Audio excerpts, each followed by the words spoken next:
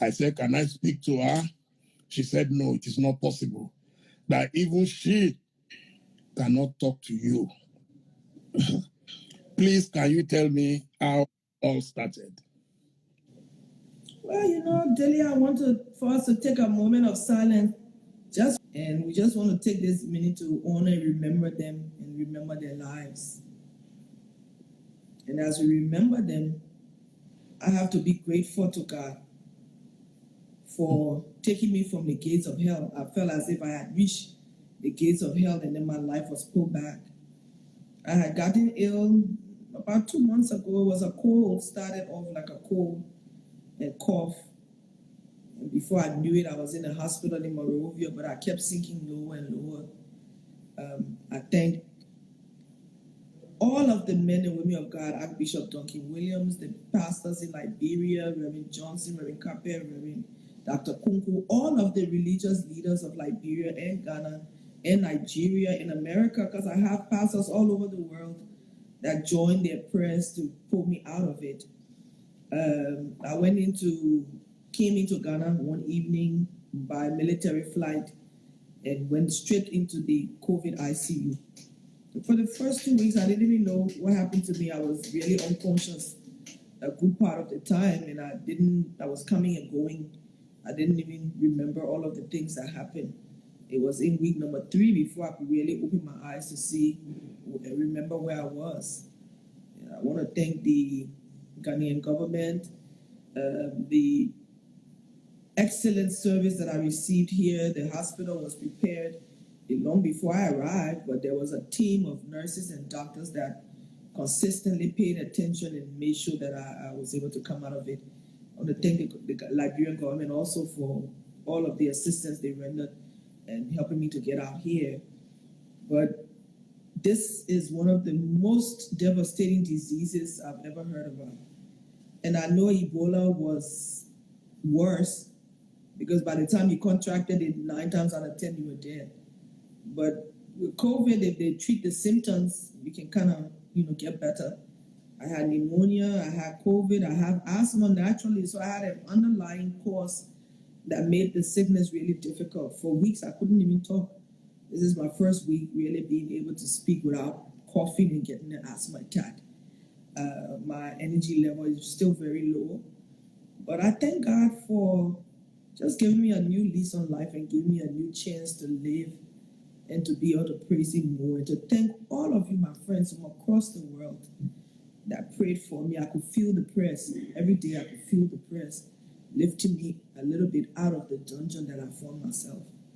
But COVID is real, and this is something that we have to live with. Unfortunately, I found out later that you can catch it again.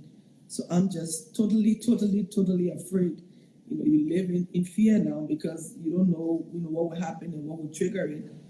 I pray to God that the affliction will not arise again, because really this was really my lowest point. But I thank everyone for their prayers. I thank the doctors and the nurses that took care of me over the 35 days in ICU. And I thank my family members who continue to, just keep me in prayers and to pray that I will be alive and be well. I'm indeed grateful. It's extremely strange because I spoke to you a few days to Mona's at the funeral, and then you disappeared suddenly. This is very much unlike you. I didn't realize what had happened until your daughter contacted me. I also saw that you were doing a lot in the area of palliatives for your people. You were on the streets distributing things. Do you think that was the stage that you yourself got into trouble? In times like this, when people need to see the face of their leaders, interacting with them and giving them hope, I just couldn't stay home. And if you would ask me if I would go and do the same thing I did before I got sick, I would say yes. Maybe what I would do a little bit better is to, double my mask and put on my face shield and ensure that, I had all of the different sprays as I went along. Maybe at one point I took off my mask without realizing it or something. But again, there are Liberians who are dying from this. And I thought in this very but we needed to show love at that point, and I don't regret going out there. I'm thankful that the grace of God has kept me, that I was able to come back alive. But then I proved, I'm one of those who, Archbishop Duncan Williams said, the remnants of the COVID that actually had it and came back out of it, and people will now know that it's a very serious disease, and it was difficult to cure. Like I say, it took me 35 days in the ICU just to get me out of the critical care before I was able to even get into a lower place at the hospital, and then, a week ago, be able to come home. I still have problems breathing. If I move from here, 3 feet away, my body gets over anxious, and then the asthma attack kicks in. So I'm still not well, but I'm just grateful, Dele. I'm grateful for every prayer, every thought, and all of the young ladies across Liberia who kept saying to God, you can't let her go. She's our Dorcas. If you let her go, well, how will we be? So I know there were many prayers that were offered, but it's a sickness. It's real. Hopefully we can begin to talk a little bit more about it, because it's really.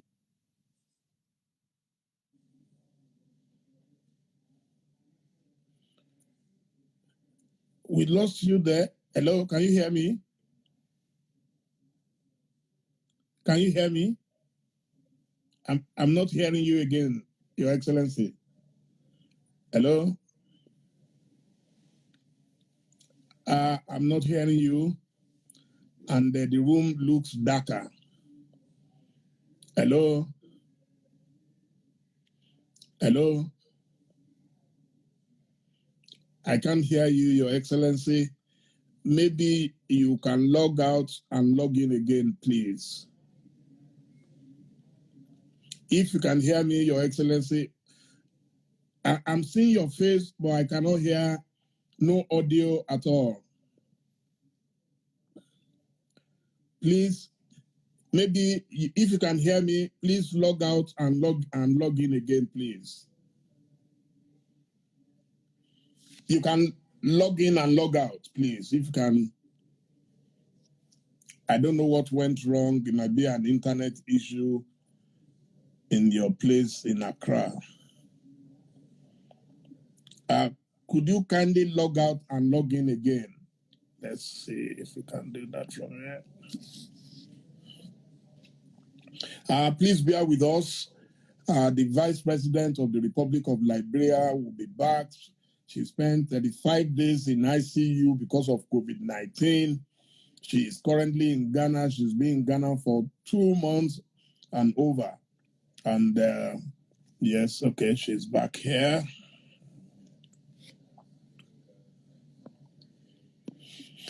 So we thank God for her life. She's such a selfless leader. Good evening, Ma Ayaba. How are you? Okay, yeah. I think I'm.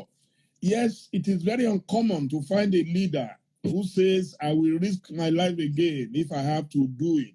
What's your advice to leaders in Africa who would rather overprotect themselves and leave the citizens to go and fend for themselves in this terrible period? And that's the whole point.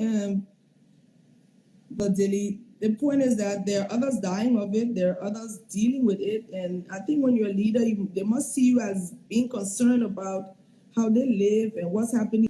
I think if I was a regular citizen where my leaders stayed away when there was crisis and came only when there were good times, and you have to think about it twice as to why they are your leaders, because we have more at our disposal in terms of masks, in terms of the sprays and the different things. So I think you just gear yourself up, more, and you go out there so that people know that you care and that you love them, and it's about them, not just about those of us who are in the leadership. You have faced so many challenges in life.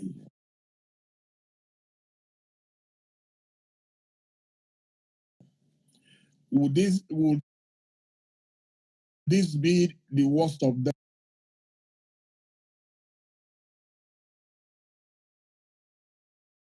Over 23 years, been one challenge after the other challenge after the other challenge. And being first lady in the middle, that picture out of America, he said, "Mom, what's happening? Are you crazy? What are you doing in the port?" And I said, "Well, I know this rice is going to go to the rebels, but if I can get some of it out, those who will have food for a few more days." Home, people kept saying, "Oh, you have to stay home, you have to stay well," and I don't know exactly when I caught it or where I got it from, but the fact is that for the first time in my life, I was really at the point of death, and it was very harrowing and very scary for me. There's a question I'd always wanted to ask, but I always forgot. So let me seize the opportunity now. You were once in exile in Nigeria, and one day your husband was asked to move out, and then he was captured. Where were you that day, and what happened? Well, I left Calabar about 9 months before, and I had gone to Monrovia to take care of some personal issues. And when I arrived in Monrovia, the unmail who was in charge of the airport says, "You can come home, you're a Liberian citizen, but you can't go back." So I've not been in Calabar for almost 9 months. So I was at home watching TV and seeing the drama, play out. I had no idea what was happening until it started to play out on CNN. And you never saw President Charles Taylor again since then? Sir. No, sir. Wow. Then you were forced to stay in Liberia and you fell ill, and it became a problem, a challenge for you to go out. I forgot the other part of the story. Yes. Oh, Practically in solitary confinement. I had some pain on my left side, and I didn't. And so I started to run a fever. I went to the hospital, and when they checked, they said, "Well, you have a cyst on your ovaries, and we have to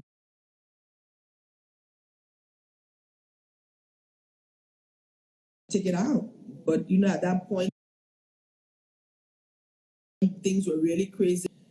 Fortunately, I told the unmailed resident representative that they didn't allow the guns and the arms. So we system in event, so it wasn't as difficult as this one was. It fell out of difficult. Like I say, I think any challenges in my life, and I've gotten sick off and on, but COVID has been my worst challenge yet. And then from being first lady, you became a senator. You were a 2-term senator. How did you manage it? I think this is just, my life is just being unfolded by what God wants for me. And I think this is the easiest way I can put it. Because I had gone home, gotten sick, came to Ghana, went back to Monrovia. I remember I was here for about 6 months after the surgery. And so an opportunity came up when the elections were coming around and people were talking about women candidates. Remember, Madam Salih became the candidate of the women. So a lot of people were looking at women leaders at the time. And I started that as a joke. Really, I didn't know I wasn't a politician. I knew nothing about politics.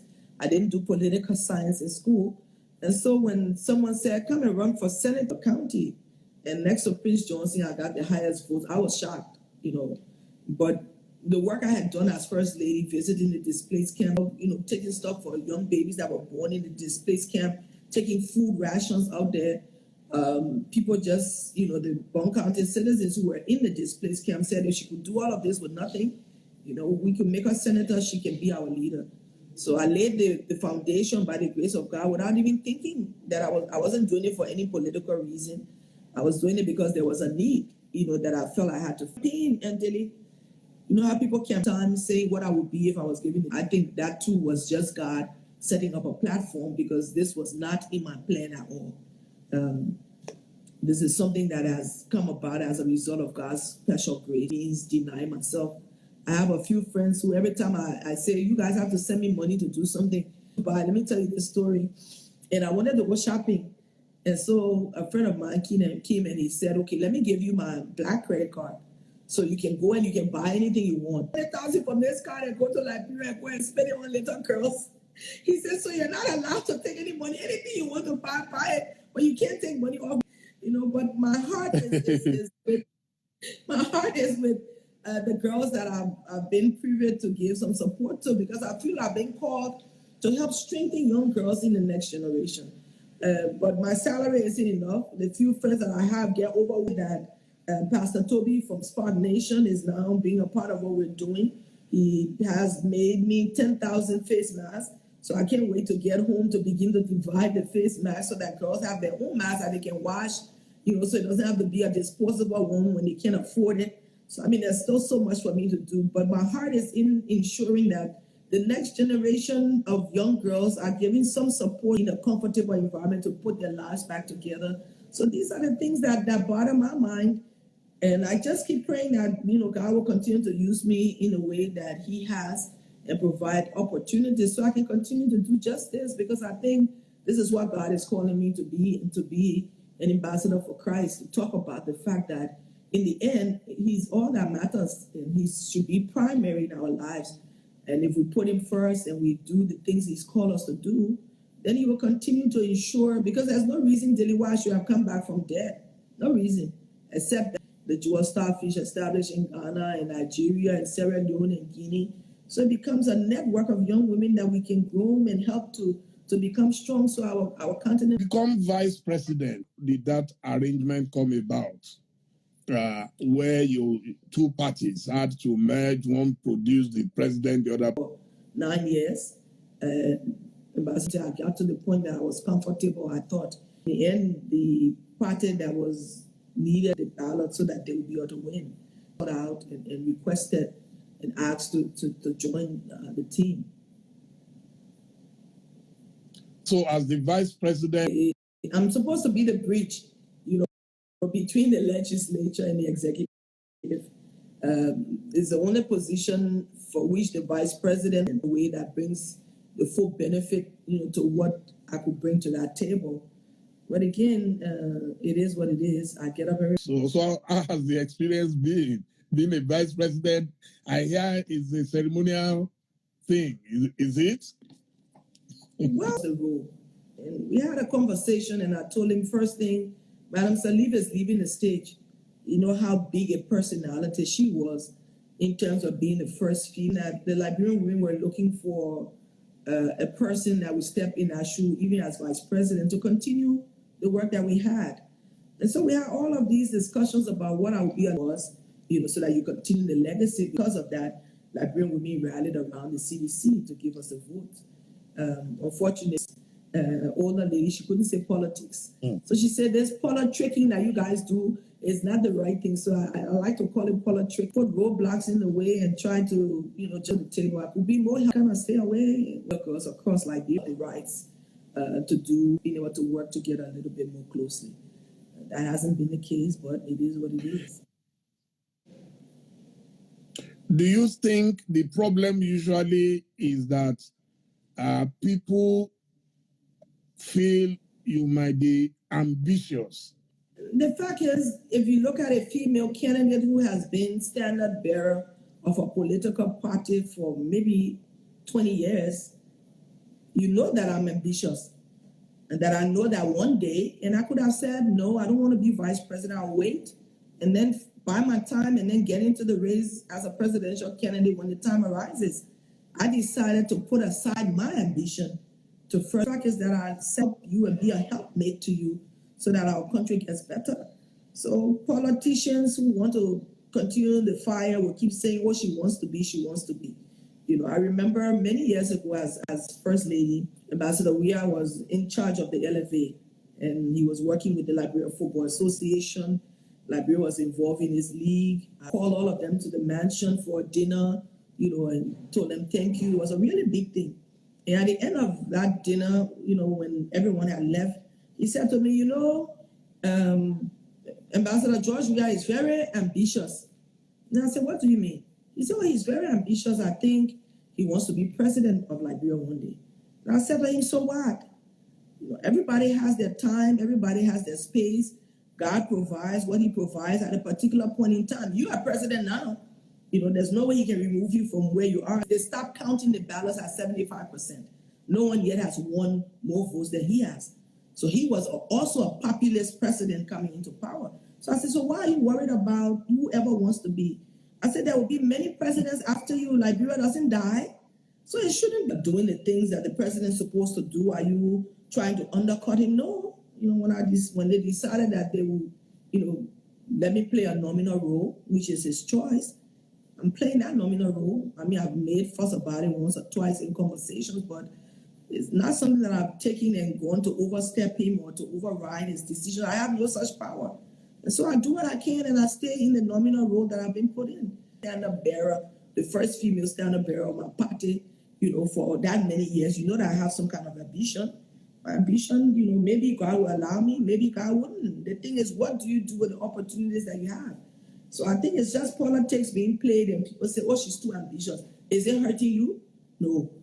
If it were hurting you, then you would have an issue to say, well, this is what she's doing. She's doing this, she's doing that. And don't rival anybody.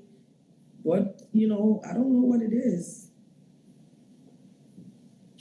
Wow. So moving forward, would you say vice presidents may need to enter into a sort of accept the job? Into that seat, you find them to be completely different. And then they will tell you, well, in the end, the Constitution gives me the right. I believe politicians should get to the point to realize that if a team comes together to win, both of them bring their positives to the table. The Vice President of Ghana is very active in everything. The Vice President in Sierra Leone has several sectors under his control, for oversight. There are some places where the team seems to be working together, and that's why people elect you as a team. But I don't know how it is in other countries that you have all of this conflict. Every president by most constitutions has 2 terms. After your term, there will be somebody else. So worry about doing what you have to do for your people then, and leave the rest to God. That is, if I were president at any point in time, and I chose a vice president, I want a partner, because there's no way you can deal with all of the issues that come across your desk as one individual. That's why the vice president becomes your partner to work with you to resolve it. The vice president doesn't make any decisions. They oversee, they bring you information to help sift through some of the decision making to make it a little bit easier.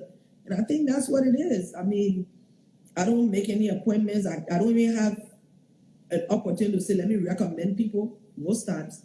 So I mean, I'm not contesting, and I knew all of that, when I decided I would be vice president, for which I'm not playing. But again, that is the president's prerogative. He's the president, and I respect him. And I hope, he brings all of us on board so that between your party and the president party seems to be threatened. Is there any way you think that alliance can still be maintained so that it does not collapse? And I think the threat to the alliance as a whole, which ends in 2022, is at the party level, that the party structure under the CDC as the Congress left to the side. So it's left to them. They are the dominant party, not in terms of number, but in terms of the fact that they have the presidency, to open their hands and allow all of us to work. We still have 2 years in the coalition, and I'm not sure, what will happen 2 years from now. I hope at this 3-year mark, everybody can look at where we are and see how we can do better for our people, and then we'll see. I really don't know. I can't say to you today that in 2 years the coalition's agreement will go forward or it will be broken. Again, it depends on the relationship. You go and see this beautiful girl and you want to marry her, and so you're petting her and you're talking to her, and then the time comes maybe 6 months before the wedding, and you just kind of dash her. You start to show your true color. You come back and say, well, we're getting married in 6 months. What do you think she'll do? So I think if you want to keep that woman, if you love her, then there are many things you need to do to keep her, to a place where she feels comfortable, where she feels protected, where she feels that her interest is served. And the party's interest, right now with the party structure under the Congress, isn't really working as we had hoped. So this is a midterm mark. I hope all of us can go back into our closets and look at the midterm mark and see, where we are and what we need to do and take it from there.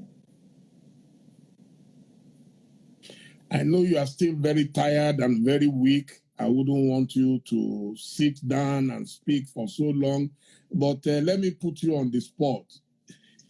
just in case the alliance does not work eventually, would you run for the presidency, Madam Vice President? And let me say, frankly, I don't know. Because if you see how God has orchestrated my life over the past 20 years, I didn't have a choice. I didn't sit and say, well, I'm going to be First Lady. In fact, I was in America. I had finished school. I was working, taking care of myself and my son. You know, when Charles Dele called and said, oh, come and work. There are many openings here in the banks. He was luring me to come to Liberia so he could ask me to be his wife. So it wasn't something I thought about or I planned to say, well, I'm going to be First Lady of Liberia. In fact, most people never believed that President Taylor would have won the elections in the first place. So I was just marrying someone that I cared for and not looking at the bigger picture. And that came to pass. We went into exile.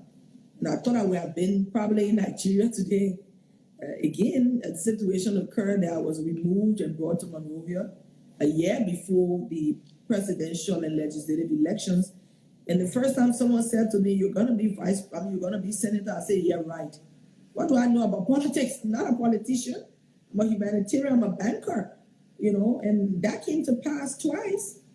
And I remember I was still senator when I went to pray with one of my fathers, and he said he saw me going to the next level. And I'm like, what next level? You know, and then he said, well, we see you becoming vice. I said, you guys don't bring it to me. You know, I'm too strong a personality to be vice president to anyone. So you just leave me, let me stay in my senatorial seat for the second 9 years, and we'll see what God has in store. But then things machinated itself in a way that, you know, I ended up, even though I said no, for months, 4 or 5 months, I was like, no, I'm not going to do this, because I think I will be suffering. You know, I wouldn't have a free hand to do what I need to do, and I would be under stress. As if to say I was prophesying what would have happened. You know, so it wasn't something I took lightly. I had to pray about it, get, you know, consultations from many people. And it was a tough decision. In the end, you know, here I am sitting as vice president. But what I want to say to you is that I will never undermine Ambassador George Weah. He has my fullest commitment for the 6 years that I will continue to be his vice president. I will continue to do those things that, you know, he's asked me to do if he does. I will continue to impact my generation as I can. I will continue to do the things that I think I can do to make a difference in the lives of our people. And I want him to settle down and relax about it and not pay attention to all the noise. You know, she's planning this, she's planning that, she's planning the other thing. I have no plans except seeing through these first 6 years. Whatever happens after that, all power belongs to God. And who knows? Maybe I'll be vice president for the second time. Maybe something else will happen. Maybe I'll find another job in the international community and go do something else. I don't know what it's going to be like because, you know, I know that in the end, my life has been orchestrated by God's mysterious ways. And I don't have much of a say in it, you know, because once I realize that this is what God is asking me to do, even if I'm not happy with it, He's God, you know. And so I kind of step in and I do my very best and I put my best foot forward. But by nature, I'm not someone who undermines people. They should ask Madam Salif. You know, we had a very, very, very, very, very tough relationship. But when she got me on board to do the things she wanted done, and I felt that it was good for Liberia, I took it from 0 to 100%, and I would not stop until it was done. So I'm one of those people who have a habit of remaining committed to the people I have and to the friends I have, in spite of what's happening.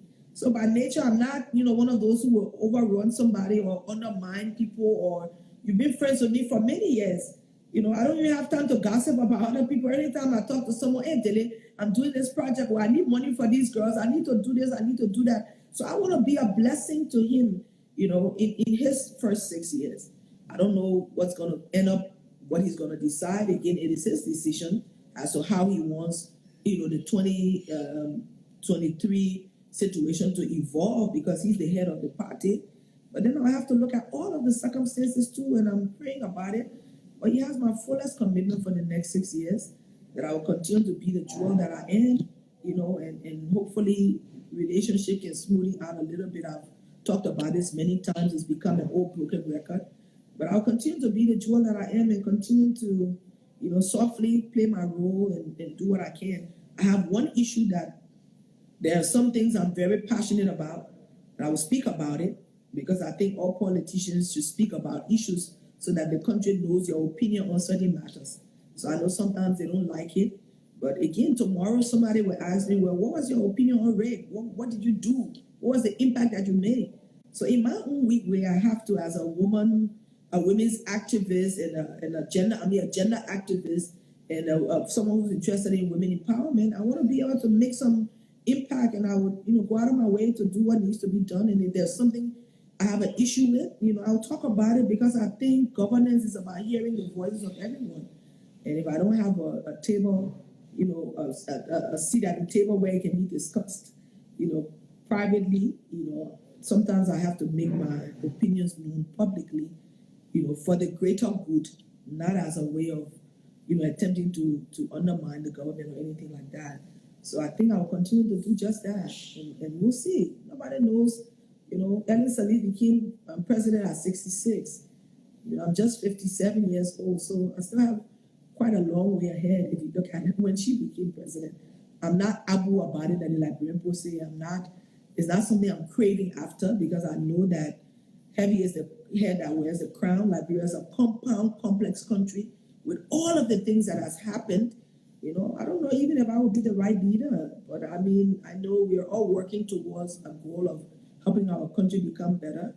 And wherever God requires, somehow will come to pass, but I would never, undermine the leader that I serve at this point, because I agreed to be his vice, and that's what I'm going to do for the next 3 years. Wow, someone is asking on Facebook, when are you likely to go back home from Ghana? Well, I'm about 60%. I'm still having some breathing issues, so I hope in the next few weeks I will be well enough to get on the plane, because with the lung thing, you have to have a certain capacity to be able to fly. So they're watching that. I still have a few more appointments to do. I'm hoping, sooner than later. I miss home. When you love your country, it's difficult to improve. That will give me the opportunity to fly to home. So as soon as that is done, I'll be back to Liberia. I love you guys. So what can you say about the state of Medicare in Ghana? I want to say thank you. There are a lot of new facilities that have been built, fully functioning. I laugh with my sister and I tell her, I say, can you imagine? I was in a glass cage. So my room at the COVID ICU, everyone had a enclosed glass, room, cubicle. So the nurses and the doctors could see what was happening. All kinds of equipment I've never seen anywhere were in the cubicles. So they monitored it from the internet, because they could see everything that you're doing. They were monitoring all of your vital signs. If something needed to be done, they would do it right away. And it was very professional. And it took time to kind of calm my nerves, to talk to me, because I found myself, when I got up in a strange country with strange people, no Liberians, they're all Ghanaians in their PPEs. All of them were young doctors, following all of the protocols. They will come to one cubicle and do everything that needs to be done, give you your drugs and everything, take off what they had, put on new ones to go to the other ones, so that people wouldn't have, diseases cross-cutting. Where I was in the ICU COVID center, 1, 2, 3, maybe there were about 10 glass cubicles. Everyone, you will close the door so that you won't get any extra disease. And if you had an issue, you could call and people will come right away. So I think the medical system, and there were other people in the COVID center, so it wasn't just me. I don't think it was because I was vice president, it was because I was sick. So I think the kind of care that I got here was exceptional, and I'm grateful. Well, Madam Vice President, once again, congratulations, and I pray that God will grant you full recovery sooner rather than later. And on this note, we will play a song again to the Most High God. All shall be well. All shall be well.